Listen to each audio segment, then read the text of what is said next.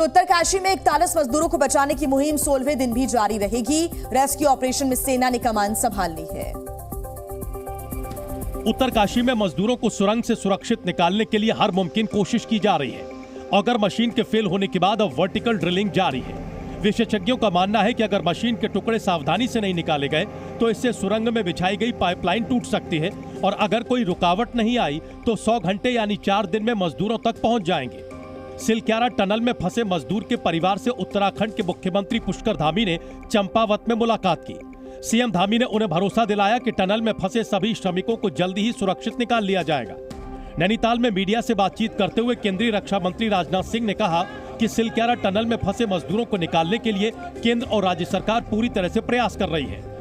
हमारी पूरी सरकार ही नहीं, सारा देश चिंतित है जो टनल में हमारे मजदूर भाई फंसे हुए और यहाँ के मुख्यमंत्री धामी जी पूरी तरह से पूरा समय दे रहे हैं और उसकी निगरानी कर रहे हैं। उधर मौसम विभाग ने उत्तरकाशी में अगले 2 दिनों में बारिश की आशंका जताई है। वहीं बस कंडक्टर हरिकेश विश्वकर्मा पर हमला करने वाला लारेब हाशमी के मामले में नई जानकारी सामने आई है। पूछताछ में यह पता चला है कि आरोपी पाकिस्तानी मौलाना से प्रभावित था।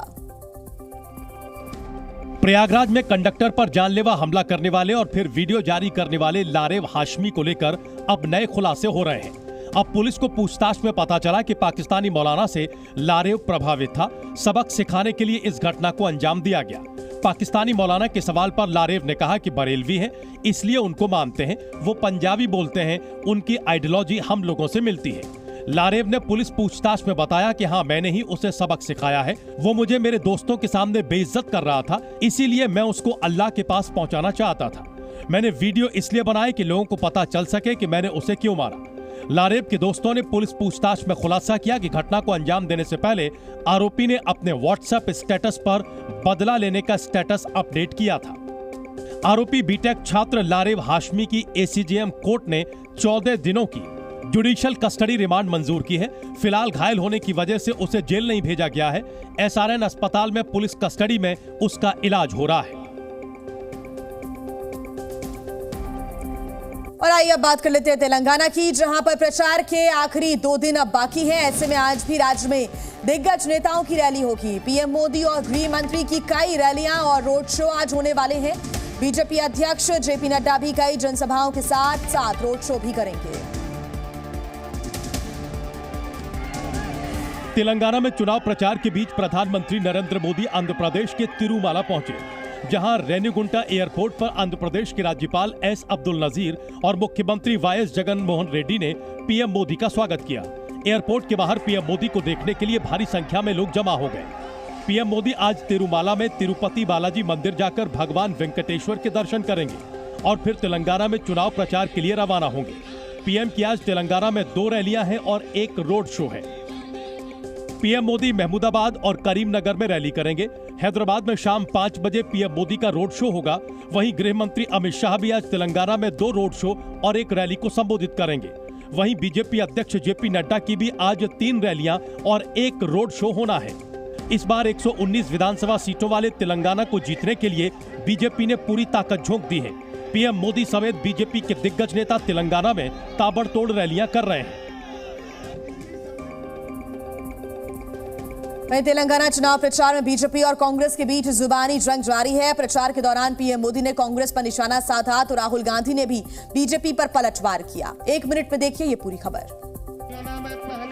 तेलंगाना में चुनावी रैली के दौरान प्रधानमंत्री मोदी ने कांग्रेस और बीआरएस दोनों पर तीखा हमला बोला। उन्होंने कांग्रेस और बीआरएस दोनों पार्टियों को परिवारवाद का प्रतीक बताया। कांग्रेस ने देश में सुल्तान शाही को बढ़ावा दिया और केसीआर ने यहां निजाम शाही को ही आगे बढ़ाया। कांग्रेस और बीआरएस दोनों ही परिवारवाद की सबसे बड़ी प्रतीक है। पीएम मोदी ने कांग्रेस पर हमला बोला तो कामारेड्डी में जनसभा करने पहुंचे राहुल गांधी ने उन पर पलटवार किया। राहुल गांधी ने अपने ऊपर दर्ज ईडी के मामलों का हवाला देते हुए दलील दी कि सीएम के चंद्रशेखर राव पर कोई भी केस दर्ज नहीं है क्योंकि वो प्रधानमंत्री से मिले हुए हैं। मेरा आपसे सवाल है, अगर केसीआर नरेंद्र मोदी के साथ नहीं खड़ा है तो उस पर केसेस क्यों नहीं लग रहे, उसका घर क्यों नहीं लिया जा रहा, उसकी सदस्यता क्यों नहीं रद्द की जा रही। तो वहीं प्रधानमंत्री नरेंद्र मोदी 30 नवंबर को यूएई के दौरे पर जाएंगे और दुबई में वर्ल्ड क्लाइमेट एक्शन समिट में हिस्सा लेंगे। 1 मिनट में देखिए पूरी खबर।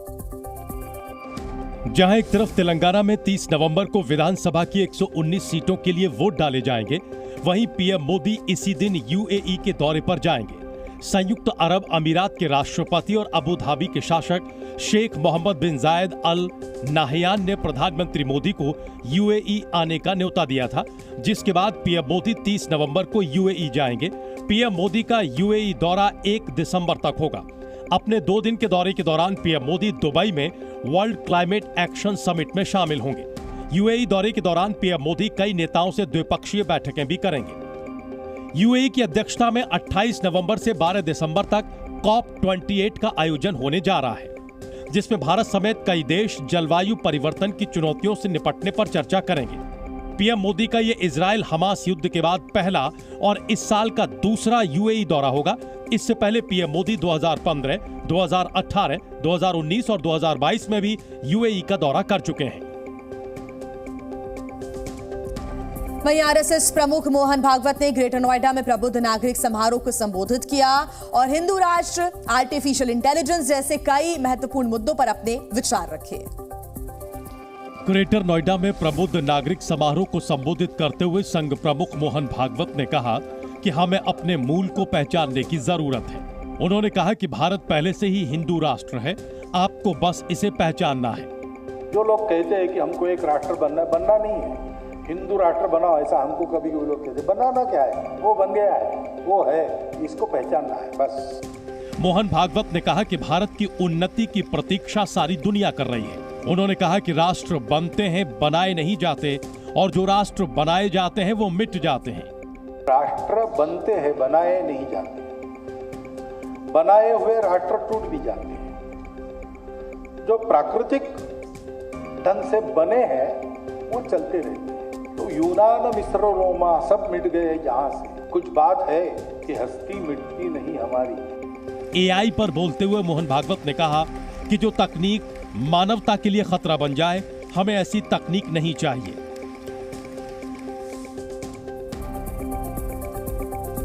बात कर लेते हैं महाराष्ट्र की, जहां सीट शेयरिंग को लेकर डिप्टी सीएम देवेंद्र फडणवीस ने सीट शेयरिंग के मुद्दे पर अब नया बयान दिया है। उन्होंने कहा है कि फिलहाल कोई फॉर्मूला तय नहीं किया गया। एक दिन पहले महाराष्ट्र में सीटों का फॉर्मूला कंफर्म करने वाले राज्य के डिप्टी सीएम देवेंद्र फडणवीस अब कह रहे हैं कि फॉर्मूला तैयार ही नहीं हुआ है। शनिवार को फॉर्मूला कंफर्म करने के बाद अचानक रविवार को उन्होंने फॉर्मूले की तैयारी से साफ इनकार कर दिया। इनिशियल बातचीत करते समय उनकी सीटें उनके पास रहेगी, फिर उसमें कुछ बदलाव करना है, किसी को किसी की सीट देना है, तो उसके ऊपर हम बातचीत करेंगे। तो इसका मतलब कुछ फाइनलाइज हुआ ऐसा नहीं है। एक बेसिक होता है कि किस चीज पर चर्चा होगी, तो चर्चा बेसिकली इस पर होगी कि कौन कौन सी सीट लड़ा। इससे पहले डिप्टी सीएम देवेंद्र फडणवीस ने एक अखबार को दिए इंटरव्यू में दावा किया था कि महाराष्ट्र में लोकसभा सीटों को लेकर महायुति में सीट शेयरिंग का फॉर्मूला लगभग तय हो गया है। उन्होंने तो ये तक बता दिया था कि बीजेपी प्रस्तावित 26 सीटों पर चुनाव लड़ेगी, जबकि शिवसेना शिंदे गुट और अजीत पवार गुट की एनसीपी को कुल 22 सीटें दी जाएंगी। फडणवीस ने कहा था कि 48 लोकसभा सीटों पर सर्वे पूरा किया गया है, जीतने वाले उम्मीदवारों की जानकारी हमें है। और इस वक्त बड़ी खबर आपको बता दें, खेल के मैदान से ये बड़ी खबर है। भारत ने ऑस्ट्रेलिया को दूसरे T20 मुकाबले में भी हरा दिया है। तिरुवनंतपुरम में खेले गए मुकाबले में भारत ने ऑस्ट्रेलिया को 44 रनों से हरा दिया। भारत ने 20 ओवर में 4 विकेट पर 235 रन बनाए थे। यशस्वी ऋतुराज गायकवाड़ और ईशान किशन ने अर्धशतक बनाए। रिंकू सिंह ने सिर्फ 9 बॉल में 31 रनों की धुआंधार पारी खेली और जवाब में ऑस्ट्रेलिया 9 विकेट 191 रन ही बना सकी। बल्लेबाजों के शानदार प्रदर्शन की बदौलत भारत ने तिरुवनंतपुरम में खेले गए सीरीज के दूसरे T20 मुकाबले में ऑस्ट्रेलिया को 44 रनों से हरा दिया। ऑस्ट्रेलियाई कप्तान मैथ्यू वेड ने टॉस जीता और पहले गेंदबाजी का फैसला किया। पहले बल्लेबाजी करने उतरी टीम इंडिया ने 20 ओवर में 4 विकेट पर 235 रन बनाए। यशस्वी जायसवाल ने 53, ऋतुराज गायकवाड़ ने 58 रन और ईशान किशन ने 52 रन बनाए। रिंकू सिंह ने सिर्फ 9 बॉल में 31 रनों की ताबड़तोड़ पारी खेली। 236 रनों के टारगेट का पीछा करने उतरी ऑस्ट्रेलिया 20 ओवर में 9 विकेट पर 191 रन ही बना पाई। भारत की तरफ से प्रसिद्ध कृष्णा और रवि बिश्नोई ने 3-3 विकेट झटके। ऑस्ट्रेलिया पर इस जीत के साथ ही भारत ने 5 टी20 मैचों की सीरीज में 2-0 की बढ़त बना ली है। सीरीज का तीसरा मुकाबला 28 नवंबर को गुवाहाटी में खेला जाएगा।